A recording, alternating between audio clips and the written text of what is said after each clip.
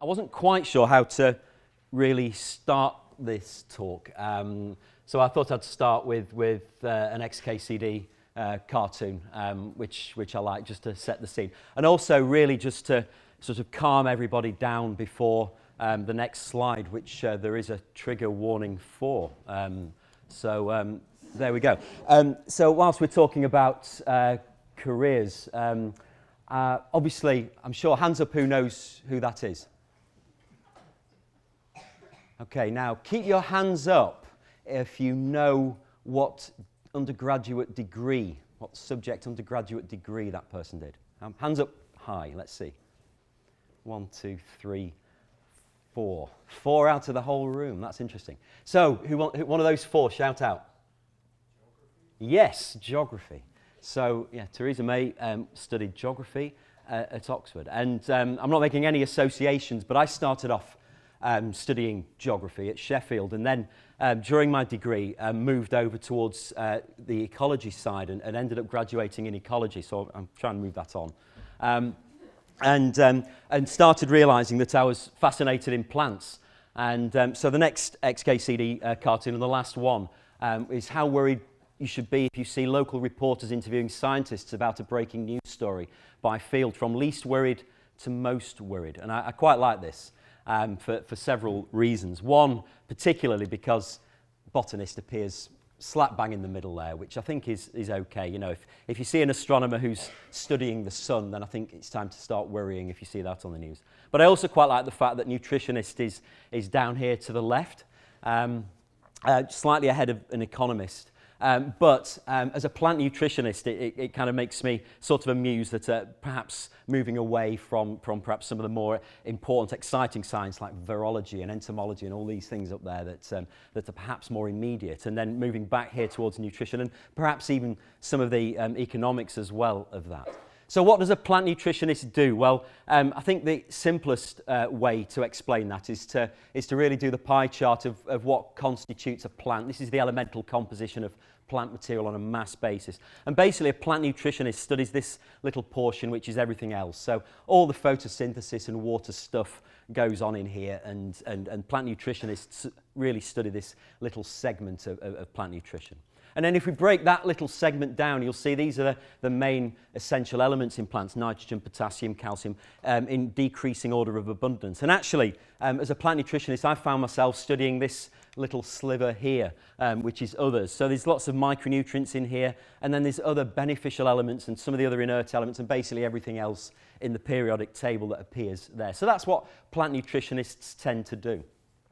So this area of geonutrition, as we've called it, is really, you can break it down just as the meaning and derivation of the words, meaning geo relating to the earth, and nutrition relating to the supply or receipt of nourishment or food. So it's fairly self-explanatory, hopefully, as a term. But really, just to make the point that we are working very much in a food system space, and plant nutrition's contribution to the food system through people, and then soils, crops, animals, trade, health. And so if we think about food systems, no doubt you'll have heard people talk about food systems. These are rather complex systems where you have the supply side, and which is really where a lot of agriculture and a lot of plant science often sits. But there are these transfers through the food chain, through the processing, through the wholesale retailing, through the consuming, this disposal, this reuse. We haven't even got losses on here, and we've got storage on here as well. So these are very complex, if you like, non-reductionist systems. But we can quantify them and we can start to study them. But I think the key thing to remember about food systems is that they are really complex, but they're also really emotional. They're deeply embedded in our culture, in our politics. So we can go back to the Bible and we see quotes like, "All flesh is grass, and all the goodliness thereof is the flower of the field." There's other ones: "Tell me what you eat and I will tell you what you are. Man is what he eats." So these are quotes going back in history in different texts, which basically implies that you are a representation of what you eat, of what you take on board. One of my favourites, and I tend to use this one when I'm speaking to human nutritionists because I like this. George Orwell, who's one of my favourite authors, was talking about dietary recommendations in the 1930s in areas of extreme poverty, in the coal mining areas of northern England. And I like this quote from George Orwell, which is, "A human being is primarily a bag for putting food into. The other functions and faculties may be more godlike, but in point of time, they come afterwards. And there's some very, very interesting and resonant insights into nutrition and nutritional policies back in 1930s from George Orwell, if you ever get to read The Road to Wigan Pier. So thinking about that, I thought, well, I should really put an example of a meal that's resonated with me and forced me to get my camera out and take a photograph of it because I was enjoying it so much. This was a meal I was eating in northern India. Anybody any idea what the main plant component of that is? No. Sorry? No.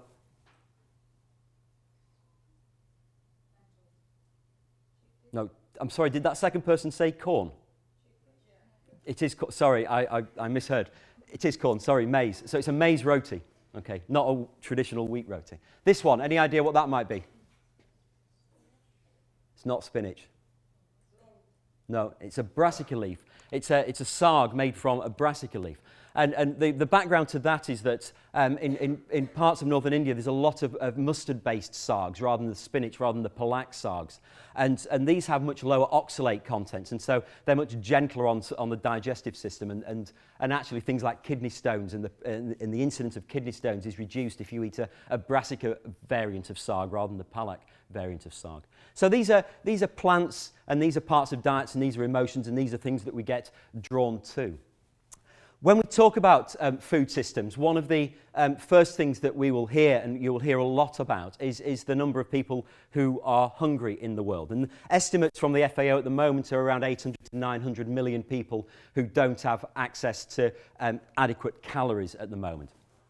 And one of the important things to remember about that is that that's not a production issue per se. So if you look at the supply and look at the energy supply on a global basis, the average per capita energy supply per day is around 2,800 kilocalories per person per day. So overall, in terms of global production, we are still ahead of the curve. Of course, that doesn't mean everybody's got access to that food.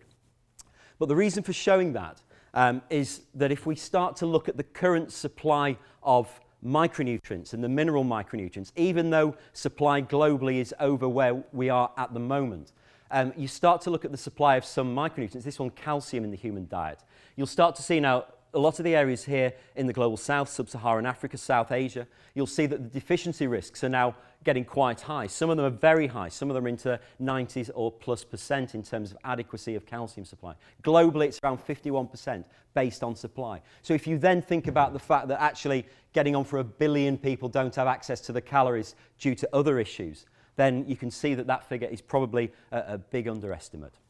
If we look at zinc, globally it's around between 15 and 20%, again with a high prevalence of deficiency of supply in the global south as well. So food systems are not currently supplying enough zinc, they're not currently supplying enough calcium. So to start to look at this, then you have to start really looking at what constitutes the diet. And there's various ways of doing that, and I'm going to be touching on some of those this morning. But this is an example from 2007 using Food and Agriculture Organization statistics, looking at supply. So this doesn't mean this is what everybody's eating in Malawi, but this is the energy supply in Malawi in 2007. And you'll see that over half the energy is coming from maize. It's around 350 grams per day.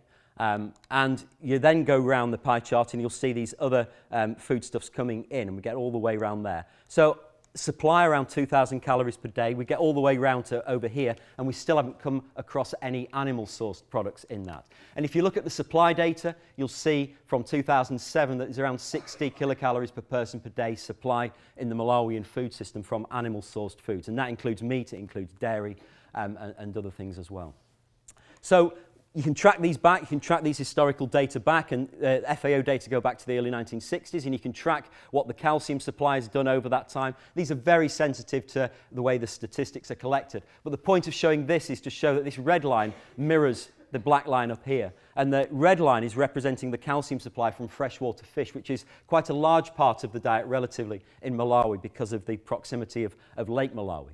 But you'll notice that all across that period, the supply doesn't get up to the World Health Organization, EAR, which is the average requirement that's calculated on a per capita basis. And this EAR up here is the estimated average requirement for teenagers in the 11 to 18 bracket. So you can see that there is some serious shortfall in the dietary supply in calcium, which means that you're actually unlikely to be getting adequate calcium supply in Malawi. And if you start to look at this a bit more, and I'll talk a little bit more about this later, but actually around 60% of the calcium supply comes from freshwater fish, and around 15% comes from veg in the Malawi system. So I said there's different ways of tackling this, and over the years we've been using different secondary data sources, data collected for other purposes, to try and really tease apart what some of these issues are. And this is now a different data set looking at different food composition from continental Africa using regional, like West Africa or Southern Africa food composition tables. And you can start to then disaggregate some of the national level deficiency risks in a little bit more detail. And zinc, again, is coming out as very problematic. Iron is a complex, very complex one due to issues of bioavailability rather than supply per se, which we'll talk about a bit later on. And then subsequently, and again I'll talk about this a little bit more, you can then start to disaggregate even more spatially in these geographical frameworks. So this is now Malawi broken down into these smaller areas. These are called extension planning areas. And you can start to use different data sources and start to then see what the deficiency risks are on a more disaggregated basis. And again, zinc and iron are coming out as being problems in the diet, particularly zinc, over 50% zinc deficiency rates. So, okay, that's just some background on some of those macronutrients. And this has long been known. There's nothing particularly remarkable about this. And yet it doesn't really get, I don't think, still the traction that it needs to get. If we look at iodine now, iodine is a really interesting essential element for thyroid functioning that you will probably have heard of. If you look and map the Malawian food system based on supply of food, and you look at what the median supply is, it's around 10 to 12 micrograms per person per day, against an estimated average requirement of over 100 micrograms a day, so 1/10. So that basically means that if you're relying on your food system to give you adequate micronutrients in Malawi, then you're miles off. You're not everybody is going to be iodine deficient based on what we know about the requirements for iodine in the diet. Again, there's things that are policy responses that have been enacted to iodine, which I'll cover a little bit later. So in that little sliver that are these other elements, it's worth pointing out that some of these elements are present at really, really, really small concentrations in the food system. So whether that's soils, whether it's plants, whether it's people.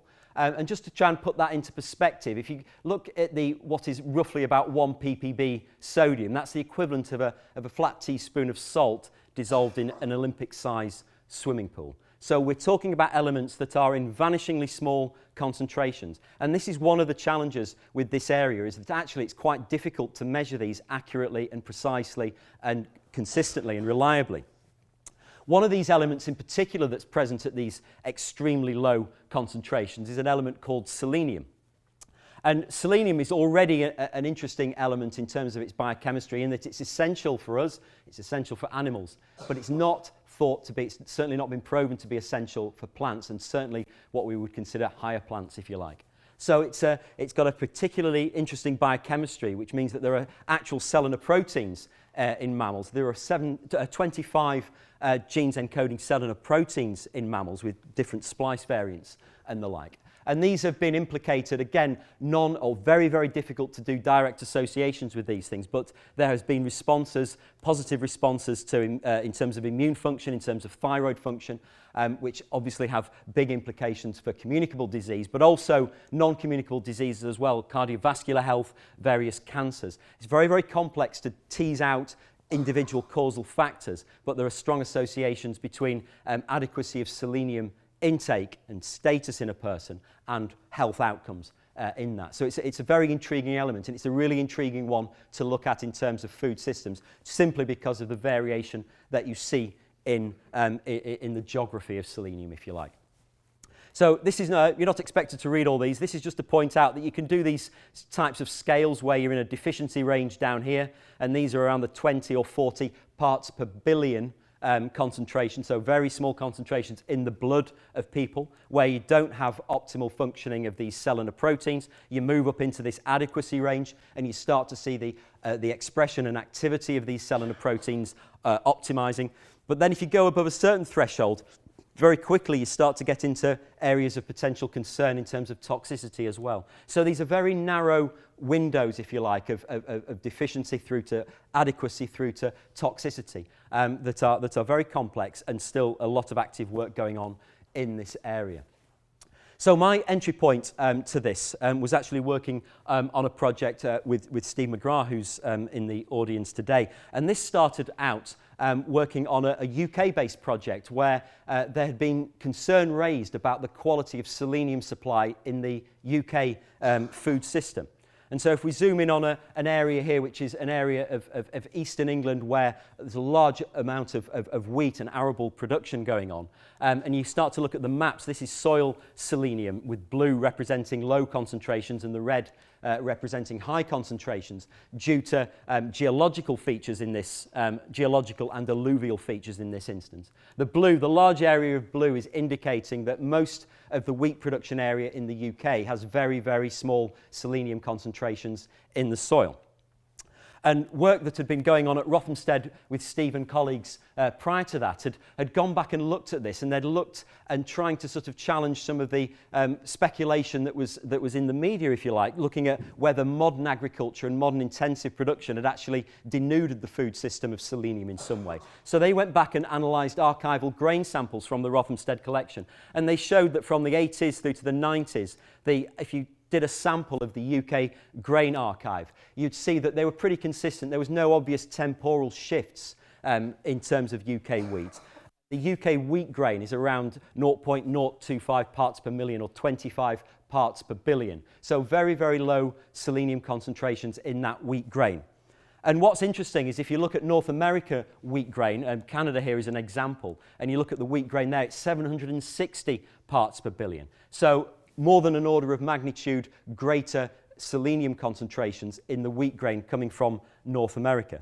And actually the soil data in North America isn't great. I haven't got Canadian data. This is a map of the USA showing soil selenium concentration, again with the pink areas showing the greater selenium concentrations. And this is a wheat area harvested map from the mid-2000s. And the wheat production areas in USA and in Canada are in areas where there is a lot of selenium in the soils, and this is why we see these very large selenium concentrations in the wheat grain coming from North America.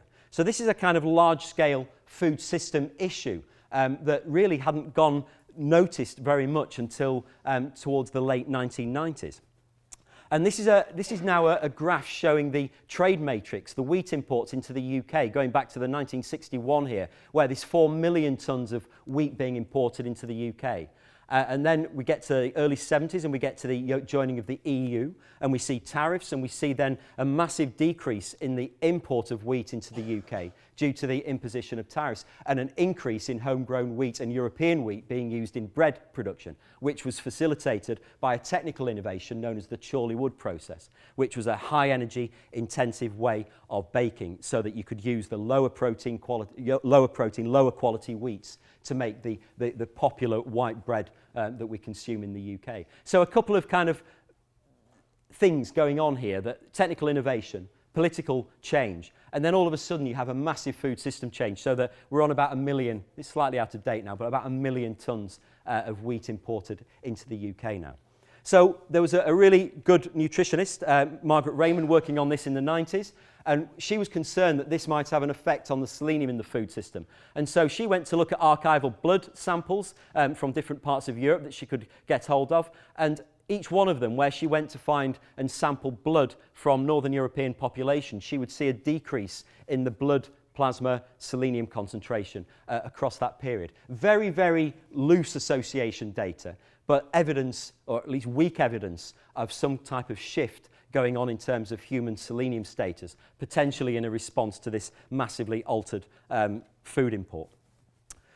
So selenium supply is interesting, and what this means when you start looking and trying to do any of this type of secondary data analysis for selenium is that it's critically dependent on the quality of data that you put in. If you're trying to work out how much selenium you're taking in your diet, and you're saying, okay, well, I've eaten 4 slices of bread today, then depending on whether you use a Canadian or a US or a European concentration in that analysis, it will tell you you're either getting plenty of selenium, or it will tell you that you're getting 0 selenium virtually in your diet. So it actually becomes really difficult. And this is what we found when we tried to map selenium on a continental Africa basis, is that in the West African food table, there was a few data points in there that seemed to be potentially skewing the analysis so that it looked like the supply was adequate. And when you dug into that data, you'd realise that some of that data was actually coming from a food composition table from the USA.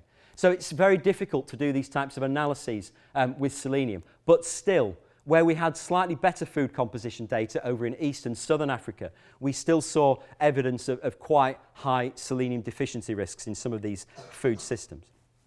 And so leading on from the work we were doing in the UK, we started working with an agricultural scientist, Alan Chilimba, who was working in the Malawi Ministry of Agriculture.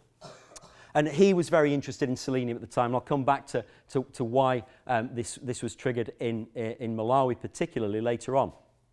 But what he did, first of all, as part of his PhD studies, was to go out and do a bit of convenience sampling of major maize-growing areas in Malawi. So he went to these areas in Malawi which are represented by the dots and went to analyse the maize grain selenium. And what he did, he found that the soil selenium on here goes from about 0.1 up to about 0.7, a total selenium in the soil. And that's quite similar to the UK soil. Very different soils, but quite similar to the UK soil selenium concentration. But what he did notice, he noticed that most of the grain was down in this low kind of 20 to 30 parts per billion range, 0.021 ppm. But then in one area that he went sampling, he noticed that there was around an order of magnitude greater selenium concentration in that grain, around 300 parts per billion. And they were on a type of soil called a eutric vertisol. And they were all co-located with this area down here in the Shira Valley down in the south of Malawi. And it's complex. There's a lot of complex soil geochemistry involved in this. But one of the simplest ways to visualize this in this instance is to plot the soil pH value here from around 4.5 going up to around 8. And you can see now that the eutric vertisols are these higher pH soils. And the grain selenium in these higher pH soils is much greater than it is in the lower pH soils. So most of Malawi and most of neighbouring Zimbabwe in this case and Zambia and Mozambique too have very similar soils. They have these characteristic red soils which are typically oxysols or similar soil types that have that are very red, very acidic. Here's an example of an alphisol soil pit. Sorry, that's the wrong title. Alphisol soil pit in Malawi, which is one of these very highly oxidised red soils. And then the eutric vertisols are these dark soils. They're very different mineralogies. They have very different chemistries going on in them, but they're quite localised as well. So what we did was working with colleagues now at the British Geological Survey is we started to see how we could turn these preliminary observations into some type of spatial prediction. So we started to look at the old soil maps of Malawi, and we started to identify where these outcrops of eutric vertisols occurred. And we started to make some projections from that in terms of what that might mean in terms of selenium in the Malawi food system. And basically what we saw was that if you did a rough estimate of where populations were living, you'd find that most of the population, over 90%, were getting about 7 or less micrograms of selenium a day from maize, which remember is half the calorie intake. Against a UK reference nutrient intake of around 10 times that, 75. So already you're seeing some kind of evidence of a shortfall in the selenium in the Malawi food system, just from that rather simple convenience food sampling and some projections. Alan returned to Malawi to the ministry and we've been able to continue these collaborations since then. And one of the first PhD students that followed Alan was Edward Joy, who spent his PhD working in Malawi and trying to improve the food composition data for Malawi. And so he went out and ended up taking around 700 locations of Malawi, looking at about 100 different edible foodstuffs.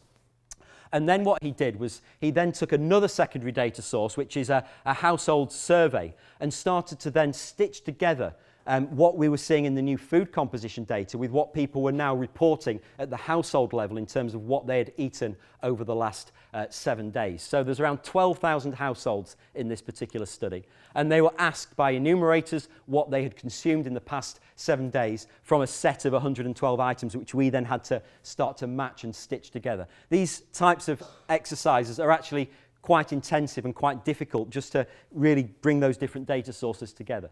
But it was really fascinating. These were the enumerator sheets with the different foodstuffs which had to be reanalyzed.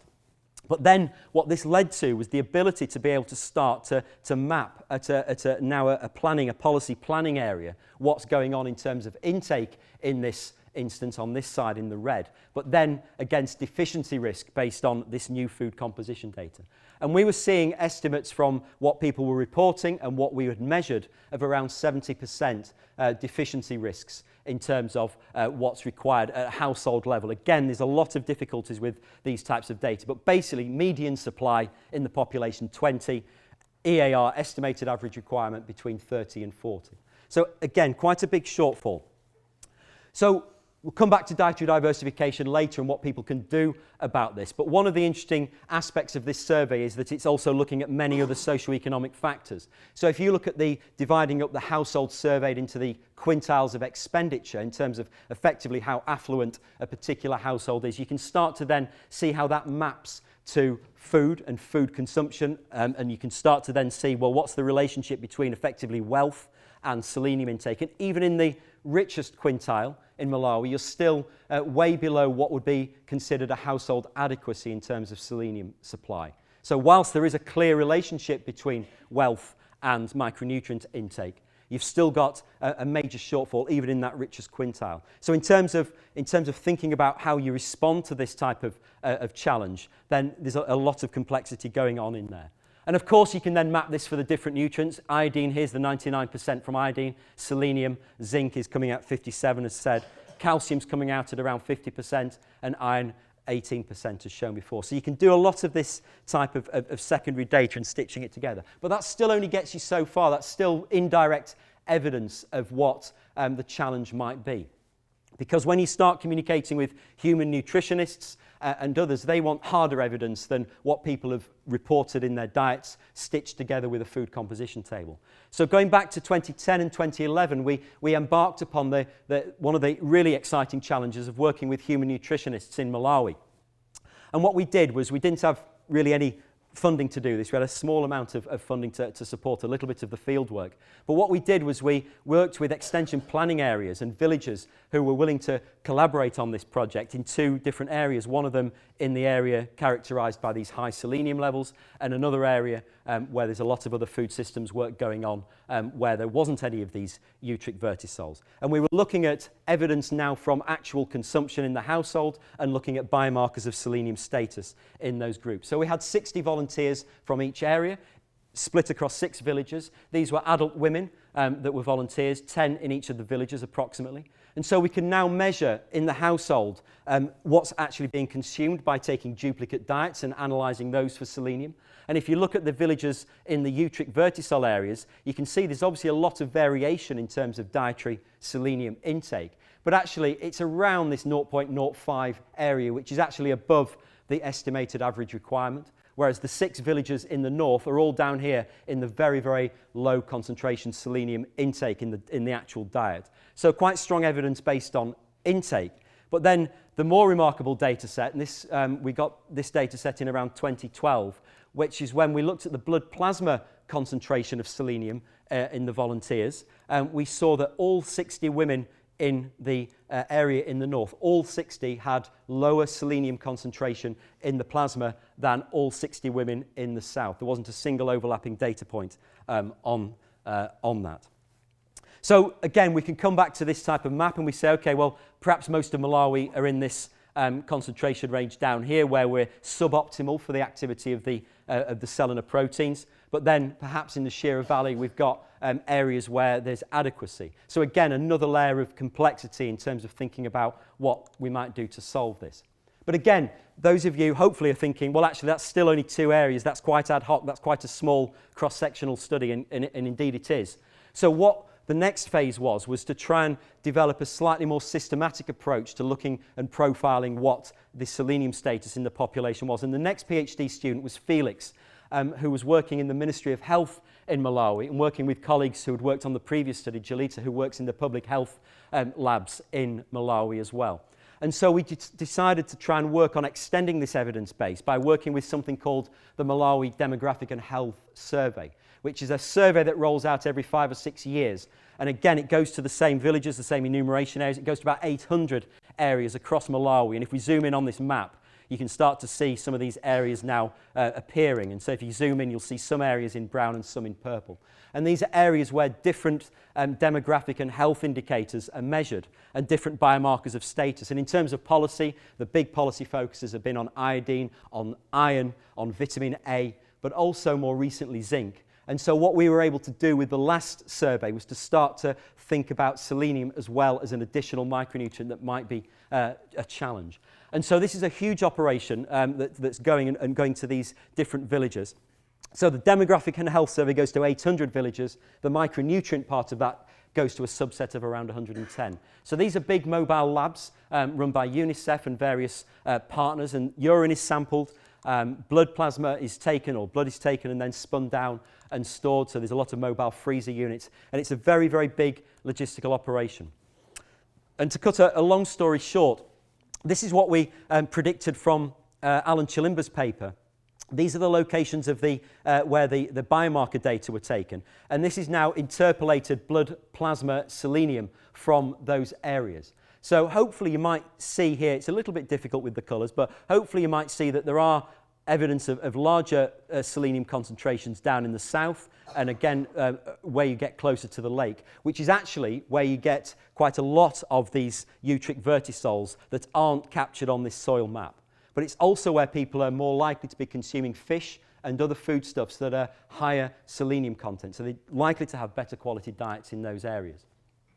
And we can look at both plasma selenium in blood, but we can also look at other biomarkers as well. So urine is collected as part of routine iodine surveillance. And actually, on a population level, if you look at urine selenium concentrations, then that gives you a reasonable population level indicator as well as blood plasma. So by linking up these different approaches, you can actually start to think, well, routine surveillance programs that are less invasive than taking blood can actually be used to give an insight into the micronutrient distribution and endpoints in the food system as well. These are still quite complicated, but I think this one, if we look at this map on the right here, is probably the easiest one to talk about. So glutathione peroxidase is one of these cellular proteins. So it's involved in antioxidative stress responses in people. And what you can do, and what human nutritionists have done, is they've defined where cutoffs are in terms of where you're likely to be suboptimal in terms of the activity of this enzyme based on your plasma selenium status.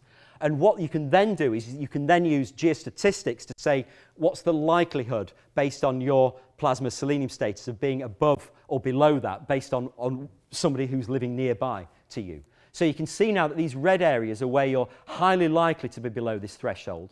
And you can see now the blue areas are where you're exceptionally unlikely to be below that threshold. And you can now see that these blue areas start to map a little bit more closely to where those original outcrops of, or the larger outcrops of eutric vertisols co-locate. So these are so there's a lot of complexity in these particular maps, but it's trying to get some type of verbal, numerical, colorimetric scale that makes it fairly easy to quickly see where the problem is likely to be of most significance. And again, there's a lot of research that goes on into these types of communication devices. And so that really leads us on to where the GeoNutrition Project started in 2017. And this is a project that was funded by both GCRF through a project that Steve was leading, and the Bill and Melinda Gates Foundation, which has been operating in both Ethiopia and Malawi. And there's several different parts to this. I'm not going to be talking about all of these. I'm going to just talk a little bit more about how we've gone back and mapped baselines a little bit more. But there's a lot of work going on in terms of looking at efficacy of interventions, in terms of provision of different crops grown in different nutritional environments. There's different agronomy work package, different agronomy experiments going on, and then there's a lot of socioeconomic and ethical research, as well as research capacity strengthening, which I'll talk about a bit later. So this was the first part of the project. So this is Ethiopia now. And in the north of Ethiopia, there's a region called Amara. And what we did was we designed a sampling frame in Amara that was both close to these areas in green, which represent cropland areas, but also within a certain distance of an accessible road. So it meant that when the field teams fanned out and deployed to go and take soil and crops within a rather narrow harvest window, it meant that they were accessible. It meant that people weren't walking for a day to get to a single site. And again, the design that goes into these is based on rather complex geostatistics. But actually, the implementation is equally challenging as well. So our lead in Ethiopia is Daud Gashu at Addis University. So there was a lot of training in terms of geographical positioning systems, in terms of consistency of sampling techniques that went on. And these are some of the extension services staff that were working. So there's some people doing soil sampling in the background there. This field of Teff, which is a small grain wheat, had just been harvested. And so they're now hand threshing some grain from this small grain cereal called Teff that's widely consumed in Ethiopia to try and get the grain and the soil from a similar location that we can then start to look at. This is currently scaled up. So recently the sampling was completed at a more representative national scale, but those data are still being analysed. But the one I want to talk about a little bit more was the Malawi survey that completed last year. So again, field teams with lots of training and lots of various activities going on to make sure that teams were going to the right location. We ended up with 8 teams going out into the field and leaving. This was quite a moment, seeing the teams depart into the field with maps and GPS positions. And they went out and sampled soils and crops. Now we're in Malawi, it's predominantly a maize crop. From co-located within a very narrow sampling window. Again, some farms had already sampled their maize cobs by the time the teams got there, so you've got to try and figure out some kind of representative sample from a harvest basket. There's an awful lot of ethical considerations about people going and sampling, so there's informed consent through the process with the farmers and those, so that they know what the sample is going to be used for and how that's going to be fed back to them and how that information is going to be fed back to them. And this is what it looked like last May. This was on a daily basis. We were getting updates from the GPS positions as the teams completed this national survey. And again, it was pretty awe-inspiring to be waking up to these updates. So what we did was we co-designed it whereby the red dots on here were where the DHS had occurred, and the blue dots are where effectively we were filling in the gaps where there wasn't information, so that we could get nationally representative data from the Malawi food system. So again, you'd wake up in the morning, the WhatsApp would be absolutely flooded with photographs of things that we had explicitly advised people not to do, like go through challenging terrain or walk across rivers to get samples, but still the photos came in. And thankfully, everybody came out of it unscathed. But I mean, some of the photos were startling. There was a heavy rainfall. This is the underside of a road that had flooded away, but thankfully it had been spotted before somebody had driven over that tiny thin piece of concrete. But it was pretty awe-inspiring. So if you look at the maps of Malawi now, this is the cropped area of Malawi, coloured in brown here. There's various national parks and the lake here. And if you now look at the crop type samples that come off this, you'll see that most of them are in these black dots here, which represent maize down here. There's a few other crop types. There's pearl millet, rice, and a bit of sorghum going on in there. And then what we can do now, and these are very provisional data that have come off this, is we can then start to actually see a better national picture building on what Alan Chilimba did previously. So this is the selenium data. I'm not really going to dwell on this too much, other than that most of the country, as predicted, is very low. And there are certain pockets which do co-locate with where the eutric vertisols are that are very high. These are around 10-fold differences, so making quite a substantial dietary difference. And some of these are manifest through the other crops because you do have more sorghum and pearl millet grown down in these hotter areas down in the Shira Valley. But this was the one, or these next two are the ones that I want to focus on a little bit more, because this is calcium now. And we think this is the first time this has been reported in terms of any kind of nationally representative food composition data, where we can now see evidence of what we call long-range spatial variation, where you've got some areas that are characterised by small concentrations of grain calcium, and other areas that are characterised by much larger concentrations of grain calcium, which if you then start to do the extrapolation in terms of diet, start to have quite a profound impact. There's also very big substantial crop type differences in calcium, so particularly the millets, and pearl millet is one, but finger millet is another one, where actually the concentrations are several times greater than they are in maize. So these are, again, all sorts of things that we need to consider. The same for zinc as for calcium. So again, evidence of long-range spatial variation, where you're likely to have some kind of twofold difference in terms of the amount of zinc going into the diet depending on where you live. So we're very excited by these data. Just to go back to Amara, just to illustrate the differences and the challenge of these food systems type approach, if we look now at the crop types in the Amara region, there's a much greater diversity of crop types within this particular area. So you've got Teff, which is in purple here, which is a crop that's not grown at all in Malawi. You've got maize, again, you've got bits of rice up by the lake, you've got more finger millet here now, you've got barley coming in as well, and you've got more wheat now being produced. So one of these things that you see when you start looking at the different species is some of these different profound effects in terms of what's going into the diet. So if we look at the different species in Amara now, what you'll see, and hopefully will jump out, is the finger millets that are up here at around 4,000 parts per million calcium. It's about 3 or 4 times greater concentrations of calcium than you get in milk, right? Which is obviously what we think of typically as a good source of calcium. Teff's pretty good as well. Most of these other ones, maize in particular, is terrible. Maize is around 50 ppm. So almost 2 orders of magnitude more calcium in your traditional millets that would have been used routinely in many of these areas until probably the 1950s or 1960s or even later in a lot of the food systems. So again, a precipitous collapse in terms of calcium intakes from some of these different grain types will have arisen.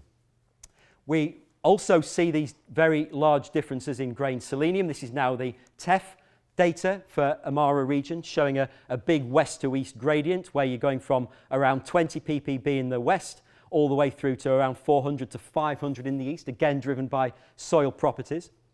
And again, what we can do is we can start to turn these into what we call little decision support systems, where you can start to play around with thresholds, just like we did for the biomarker data. And you can start to then communicate what the risk of being above or below a particular threshold is, whether it's very likely, whether it's very unlikely, whether you don't really know, there isn't enough data, or that the spatial correlations don't give you sufficient information, so you'd have to use another approach. But these types of approaches to visualize and communicate risks in food systems, we think is going to be something that will become much more apparent in later years. This is one for zinc, again using different thresholds of the likelihood of zinc being above or below a particular threshold. So, final part of the talk, I'm going to talk about how do we address this. Hopefully some of you know some of the things that we might do to address this, and hopefully it's firing a lot of thoughts as plant scientists as what we might do to address this. And typically these are grouped into these types of categories. I'm not going to talk about supplements at all. We can talk about those in the Q&A, but it's a big area that I don't really want to cover in this one. But there's various fortification options, biofortification, these agronomy options, there's diet diversification, and then there's, again, other innovations, which can be more or less anything. I'm just going to talk very briefly about diversification and other innovations. Hands up who's heard about the Eat Lancet Commission on Food, Planet and Health. Has anybody heard of this? Okay, so it's around February, March time. There was a large report published about food systems and what we need to do as a global population in terms of being able to address what we mean by a sustainable food system that both addresses malnutrition, malnutrition in all its forms, both undernutrition, which is prevalent in many countries still, but also overnutrition and it's what we call the double burden. And they've very much taken a planetary boundary approach, which means that what can we do about this? Is it possible for everybody to start consuming the same as a typical Northern European or Northern American type diet with lots of animal products and milk and the like as well? And it's a really fascinating piece of work. And what this is the main paper, Food in the Anthropocene, the Eat Lancet Commission on Healthy Diets from Sustainable Food Systems.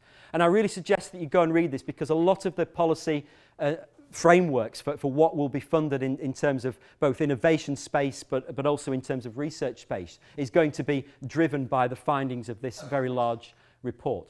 So how do you get a sustainable food system? Now, what they've actually come up with is something that they call a healthy reference diet. Okay?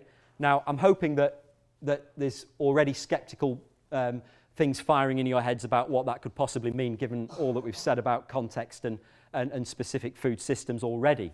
But I thought it'd be quite fun to look at what they define as a healthy reference diet. And what they define as a healthy reference diet, if you add up these with a lot of caveats, you can see that the zinc intake from that reference would be around 11 mg of zinc per day. But actually, because of this shift away from animal-sourced foods towards more grain-based and nuts and other vegetables in the diet, actually something called phytate increases markedly now in this ideal diet, which then goes up to around 2,400. So phytate is basically the main storage form of phosphorus in the grain of cereals. And so what happens is that nutritionists don't like it when phytate to zinc molar ratios get more than 15. But on this idealized diet, it's over 20, which means that this is a very, very high phytate diet. So if you go back to the zinc intake of 11 and you look at what the global EAR, which is again a complex figure, you'll actually see that this diet is only adequate in zinc for about half the global population already. And that's assuming access to 2,500 calories per day by these different foodstuffs. If we look at calcium based on the reference diet, it comes out at around 600 to 700 mg per person per day against a weighted average of 650. So again, around half the population on that basis wouldn't be getting access to sufficient calcium in the diet. And the other thing about this is it's still assuming access to milk in this idealized diet. So it's assuming an average access to 250 grams of milk per day, so half a pint of milk a day, whole milk or equivalent. Global production is around 300 at the moment. So we're talking about a big redistribution if that's actually going to happen. But it's still assuming that people want to consume milk, and that's then the big gap. So calcium still remains a big gap. So whilst this diet might be good in terms of carbon emissions, and it might be good in terms of other forms of inputs into the food system, such as nitrogen fertilizers, and so when we're thinking about planetary boundaries and what can the planet sustain, actually nutritionally this doesn't really cut it yet. And so I think this is something that you'll hear a lot more about. And this paper isn't on its own. This is another paper talking now about an optimal reference diet. This is now based in a UK context. And actually, in the low-income quintile in this diet, you're down at about 7 mg of zinc per day and around 600 mg of calcium per day, and a phytate zinc molar ratio of 14:1, which is, okay, it's just around that 15 threshold. But this is in a population in the UK where those phytate zinc ratios are nowhere near that at the moment. So again, there's a lot of challenges with framing things in terms of planetary boundaries, in terms of looking at sustainable food systems. So we've got to think about nutrition as well as a core point of that. And again, this is optimized for quite a high calorie intake. So if we, as you might guess, if we look at where the phytate zinc molar ratios are greatest, as you might imagine, they are in areas of the world where consumption of animal-sourced foods are lower. Okay, other innovation. Have you all heard about the Impossible Burger yet? Hands up if you've heard of the Impossible Burger. Wow, okay, that's interesting.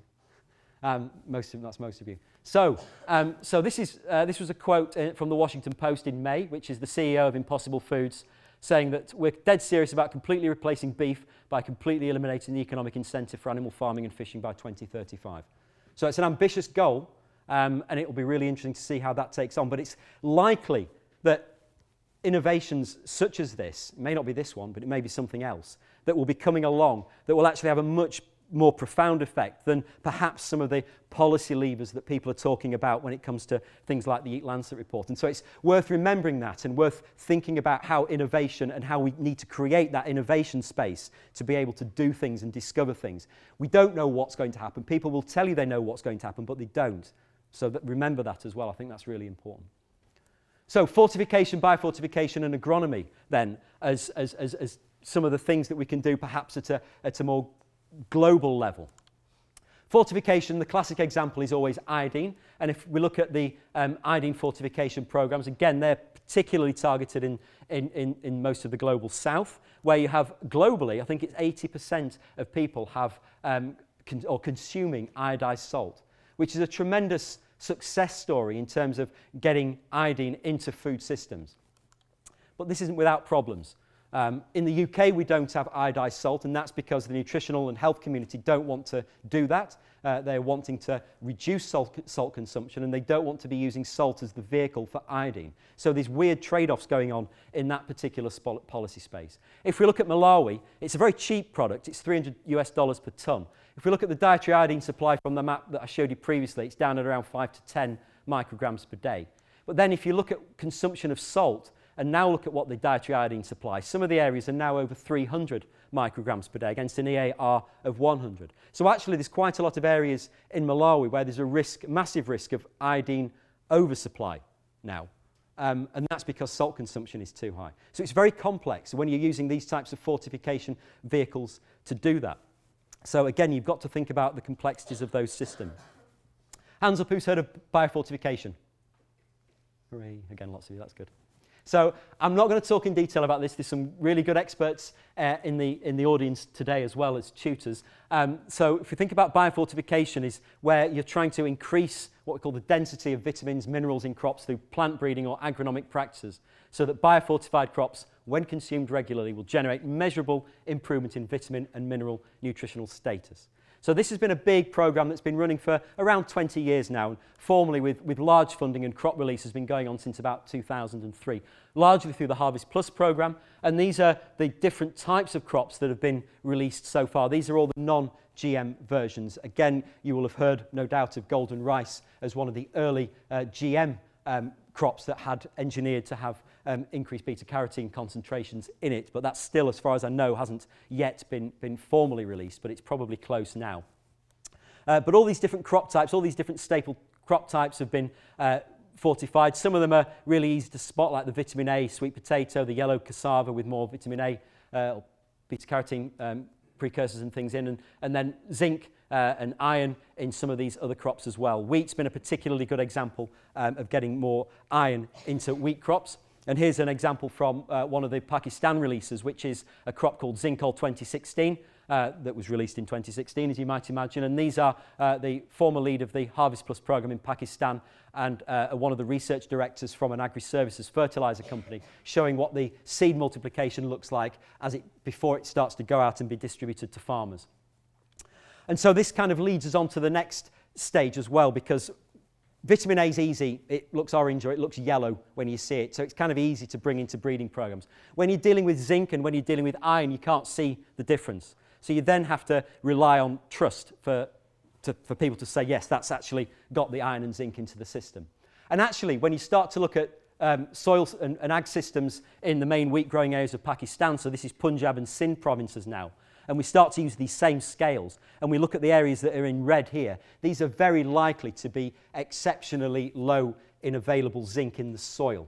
So even if you're growing a biofortified variety, it won't necessarily have what you think it might have in it. You still need to think about the soil management. You still need to think about what you're going to do with that. And this is one of the reasons why the fertilizer companies who've been sharing these data are interested in doing that, because obviously they are looking for new markets. They're looking at ways they can link their new products moving away from nitrogen as pressure grows to reduce nitrogen and into some of the more specialty products. So here are some of the agri-services field teams who are then trialling out different zinc fertilizers, and they're using various hand blending operations in the field and trialing different types of fertilizers in Pakistan. And it's very important to think about both the agronomy and the soil management and the private sector in terms of how they are working with some of the large public donor initiatives that have led to the biofortified crops variety themselves. I'm going to flip back to selenium again now, because what you see on that picture here is bags full of zinc being emptied. Zinc is used at kilogram rates per hectare basis in terms of as a fertilizer. Selenium required in much, much smaller quantities in the diet. So you're actually dealing agronomically, again, with teaspoons of selenium distributed over large areas. Actually, a teaspoon of selenium across 2 football pitches is about what you need to get the crop selenium level up to a level that would be adequate for diet. And Alan, and during his PhD, was actually trialling this at lots of locations in Malawi on maize, working again with his field teams, trying different products, both granulated products, and also trying different ways of applying, so to see whether the material can be applied with pesticides or other plant agrochemicals as they're producing their maize crop. And this was one of the most beautiful graphs that have come out of the research, which we're very pleased about, is that it was a straight line, so we were very happy with that. And what that showed was that as you increased your selenium application rate, this is grams of selenium per hectare, so there's your teaspoon at around 5 grams per hectare, then you can see that the grain selenium shoots up in a pretty nicely calibrated line, and these different colours represent different types of fertilizers. And they're all about the same. They all increase it in a fairly consistent way. So we can reasonably optimize what might be done. So, so you're thinking, well, that's crazy. Are you proposing to just roll out selenium fertilisers across Malawi? And the answer to that is no. But there is a precedent for having done this, people having done this at a national scale. And so one of the earliest examples of successful biofortification comes from Finland. And in 1983, they passed legislation in the Finnish parliament to mandate that selenium was added to fertilisers across Finland. It was a state-owned, state-run fertiliser sector, state-controlled fertiliser sector.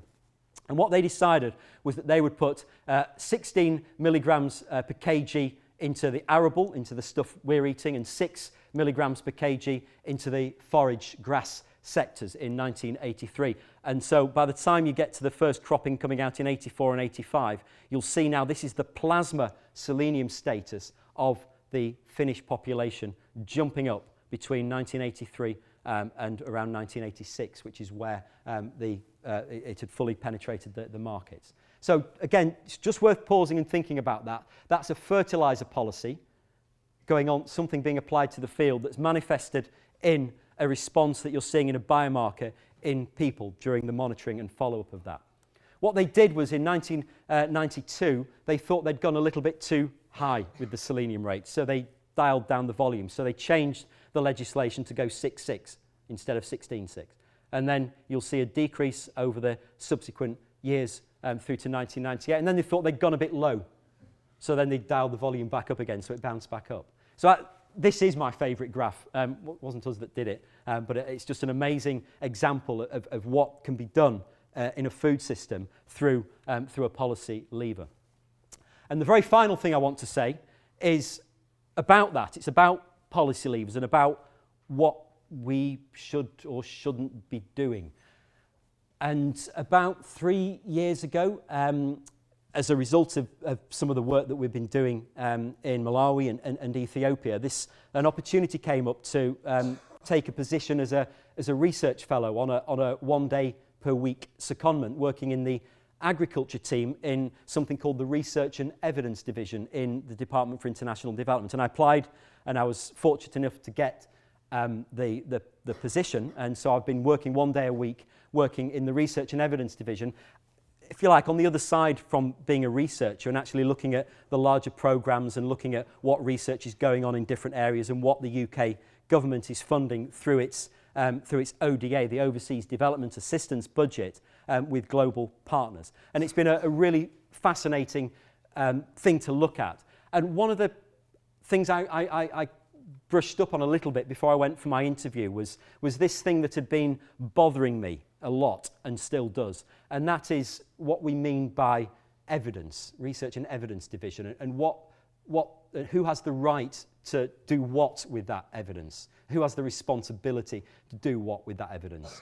And so that came from giving talks about selenium and fertilisers. And the first question would be, what do you want to do about it? And it would be kind of like, we want to generate evidence, but really what we want to do is to make sure that there are sufficient, really highly trained and knowledgeable people coming from different sides of the debate in Malawi to be able to make an informed decision about what should be done.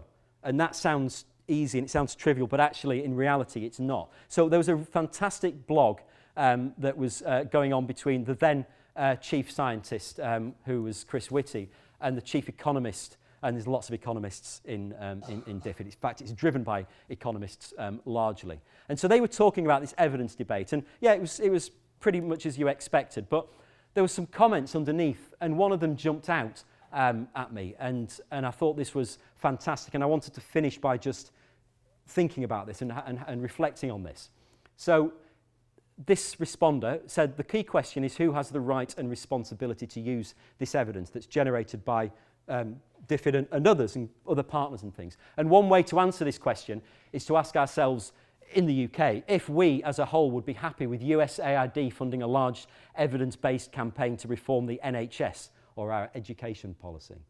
So if you just think about that for a moment, just think about the political sensitivity of NHS, and this has obviously bounced back into the news again recently. Think about what that would mean and politically what that would represent if the USAID and US government was effectively defining NHS policy or education policy in the US. And it's no different in terms of where DFID is funding work on research, or indeed where the new GCRF funding, which is where we've got now other government departments, from example the business department, also funding now lots of research in this overseas area, which again some of you will maybe have heard about. And there's going to be a lot of opportunities in that area, but it's a really important thing. And I like this. It's I guess a social science lens that's coming out on here. But DFID and other agencies should be more concerned about the quality of the debate rather than the immediate adoption of new policies or the fantasy that it's possible to make poverty or hunger history.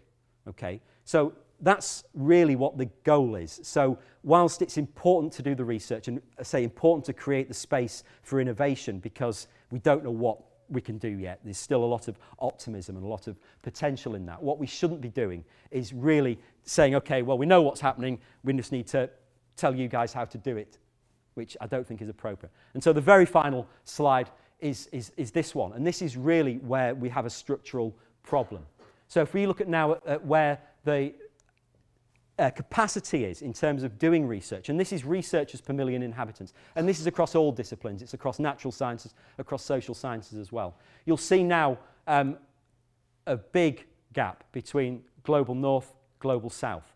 So I think the country with the fewest researchers per million is Niger in sub-Saharan Africa. That's for where there are data. Most of sub-Saharan Africa will have around 40 or 50 people with classified as researchers, and that includes PhD students. If you go to North America, Northern Europe, Scandinavia, it's between 5,000 and 8,000 typically per million. So 2 orders of magnitude difference in terms of capacity. So again, it's worth thinking about that. And when you're thinking about opportunities for how we can use research and create innovation, think about how we can move towards some kind of structural change in this domain, because that's really where we have to be heading. And that's it. So thank you for staying with me. There are a million thank yous. There's one in the audience here, but there's many, many others, and I'd be really happy to talk specifically about their contributions. But thank you very much for listening. Thank you.